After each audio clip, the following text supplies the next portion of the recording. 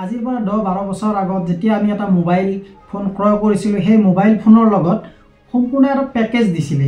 যেনে ধৰক মোবাইলটোৰ লগত এটা চাৰ্জাৰ, কেবল থাকিব, USB কেবল থাকে, হেডফোন থাকে, সম্পূৰ্ণ এটা পেকেজ থাকে। আৰু তাক আনবক্সিং কৰাৰ মজাটো আপোনালোকে গমেই পায়।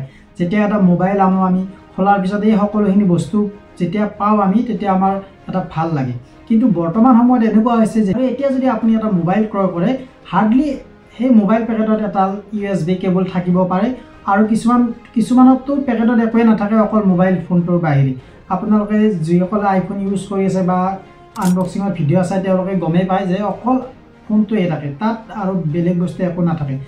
আজিৰ পৰা কেইমাহমান আগত মই এটা নাথিং ফোন লৈছিলোঁ। মই তাৰ আনবক্সিং অলৰেডি ইউটিউবত দিয়া আছে। আৰু এইটো যেতিয়া মই আনিছিলোঁ, ইয়াৰ ভিতৰত অকল ফোনটো আৰু এডাল মাত্ৰ USB কেবল পাইছিলোঁ।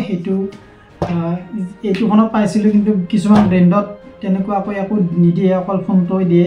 এতিয়া চিন্তাৰ বিষয় এইটোৱে হ'ল যে আগতে যে ইমানবিলাক বস্তু দিছিলে, এতিয়া এইবিলাক কিয় নিদিয়ে? অকল ফোনটো দি দিয়ে বা হাৰ্ডলি এডাল USB কেবল দি দিয়ে। কিন্তু কথাটো হ'ল এইবিলাক কিয় কমাই আনিছে? ইয়াৰ আঁৰত মানে কি কাহিনী চলি আছে? নে কোম্পানী নিজৰ মুনাফাৰ কাৰণে এইবিলাক নাইকিয়া কৰি দিছে, নে ৱেষ্ট বাঢ়ি থকাৰ কাৰণে এইবিলাক কমাই দিছে? সেইবিলাক ইলেক্ট্ৰিকেল পেলনীয়া বস্তু, সেইবিলাকক ৱেষ্ট বুলি কয়, না সেইবিলাক বঢ়াৰ কাৰণে এইবিলাক কমাই দিয়া হৈছে? যদি ৱেষ্ট বাঢ়িছে, তেনেহ'লে এই ৱেষ্ট কিদৰে কমাব পাৰি, না তাৰ প্ৰতিকাৰৰ কাৰণে এইবিলাক বস্তু কমাই দিছে? আহক ভিডিঅ'টো আমি সকলোখিনি আলোচনা কৰোঁ, আৰু ভিডিঅ'টো সম্পূৰ্ণকৈ চাই থাকিব। যেতিয়া প্ৰথম মোবাইল আহিছিলে, তেতিয়া বিভিন্ন ধৰণৰ ব্ৰেণ্ড আহিছিলে, আৰু এতিয়াও বহুত ব্ৰেণ্ড আছে। এতিয়া ব্ৰেণ্ড থাকিলে কি হয়, সকলো ব্ৰেণ্ডৰ চাৰ্জাৰ সকলোখিনি বেলেগ বেলেগ, আৰু চাৰ্জাৰ যিবিলাক পিন সেইবিলাক সকলো বেলেগ। আগতে চেমচাং, নকিয়া বা ভিভ' এনেকুৱা ব্ৰেণ্ডৰ প্ৰত্যেকৰে চাৰ্জাৰ বেলেগ বেলেগ।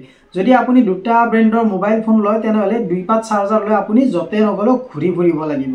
যদি আপোনাৰ ঘৰত তেনেকুৱাকৈ 5-6টা মোবাইল বেলেগ বেলেগ ব্ৰেণ্ডৰ আছে, তেনেহ'লে সেই 6-7ডাল চাৰ্জাৰ আপোনাৰ ঘৰত থাকিব। আৰু যদি কোনোবা এডাল বেয়া হ'ল, তেনেহ'লে সেইডাল পেলাই আকৌ সেই ব্ৰেণ্ডৰ চাৰ্জাৰ এপাত আপুনি আনিব লাগিব। আল্টিমেটলি কি হ'ল, আপোনাৰ 7টা মোবাইলত 7টা চাৰ্জাৰ, যদি এটা বেয়া হয় আপুনি বেলেগ চাৰ্জাৰ ইউজ কৰিব নোৱাৰে। আৰু তাৰ ফলত কি হয়, ৱেষ্ট বাঢ়ে। কেনেকৈ? কাৰণ এতিয়া আপুনি চাওক, যদি মই এটা ব্ৰেণ্ডৰ ফোন লওঁ, যদি এখন ঘৰত 7টা ফোন এটা ব্ৰেণ্ডৰে থাকে, তেনেহ'লে এপাত চাৰ্জাৰেৰে হয়। কিন্তু আমি কি কৰিছোঁ, 7টা ব্ৰেণ্ডৰ ফোন লোৱাৰ কাৰণে 7ডাল চাৰ্জাৰ আমি ইউজ কৰি থাকিব লগা হৈছে। সেইকাৰণে ইউৰোপীয়ান ইউনিয়নে 2024ৰ ভিতৰত সকলো গেজেটত যাতে USB Type-C চাৰ্জাৰ ব্যৱহাৰ কৰে, তাৰ কাৰণে নিৰ্দেশ দিছে, আৰু সেইবোৰ পালন কৰি থকা হৈছে বৰ্তমান ভাৰতত। এতিয়া USB Type-C চাৰ্জাৰৰ সুবিধাসমূহ কি কি? এতিয়া চাওক, আপুনি যিকোনো ব্ৰেণ্ড ইউজ নকৰক কিয়, মোবাইল, লেপটপ, আপুনি যি গেজেট ব্যৱহাৰ নকৰিলেও যদি চাৰ্জাৰৰ এটা টাইপে থাকে বা USB Type-C থাকে, তেনেহ'লে কিমানখিনি সুবিধা হয়। আপোনাৰ যিকোনো ব্ৰেণ্ড লওক, ঘৰত 10টা মোবাইল থাকক, আপুনি এপাত চাৰ্জাৰে ইউজ কৰিব পাৰিব। ধৰক আজি আপুনি এটা মোবাইল কিনিলে, কেইমাহমান পিছত মোবাইলটো বেয়া হৈ গ'ল, কিন্তু চাৰ্জাৰ পাত থাকি গ'ল। আৰু যদি আপুনি এতিয়া যিকোনো ফোন লৈ আহক, সেই ফোনত সেই পাত চাৰ্জাৰে ইউজ কৰিব পাৰিব। যদি সেই ফোনটোৰ লগতো চাৰ্জাৰ আহিল হয়, তেনেহ'লে এপাত চাৰ্জাৰ আপোনাৰ এক্সট্ৰা হৈ গ'ল হয়, আৰু সেইটো শেষত কি হ'ল হয়, এইটো ৱেষ্ট হৈ গ'ল হয়, এইটো কাম নাই, পেলাই দিলোঁ হয়।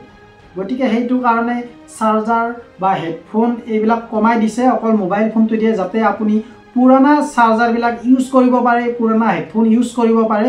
সেইকাৰণে বা যিবিলাক কোম্পানী আছে, সেই কোম্পানীবিলাকে এই চাৰ্জাৰ, হেডফোন এইবিলাক কমাই দিছে, আৰু ল'লেও আপুনি এক্সট্ৰাকৈ কিনি ল'ব লাগিব। আৰু এতিয়া আপোনালোকে ভাবিব পাৰে যে USB Type-C চাৰ্জাৰে কিয়, আৰু বেলেগ চাৰ্জাৰটো ব্যৱহাৰ কৰিবলৈ দিব পাৰিলে হয়।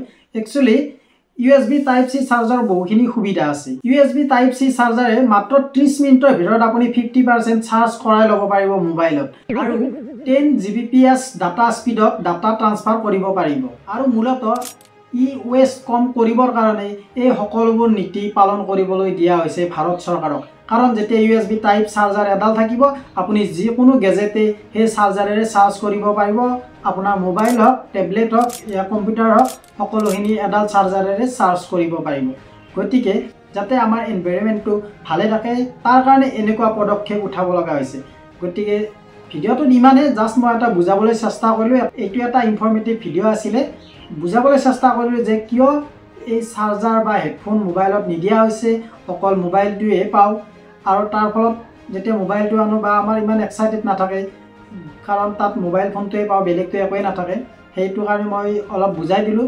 যদি ভিডিঅ'টো ভাল লাগিছে তেনেহ'লে লাইক এটা কৰি দিব। আকৌ লগ পাম নেক্সট ভিডিঅ'ত। ধন্যবাদ।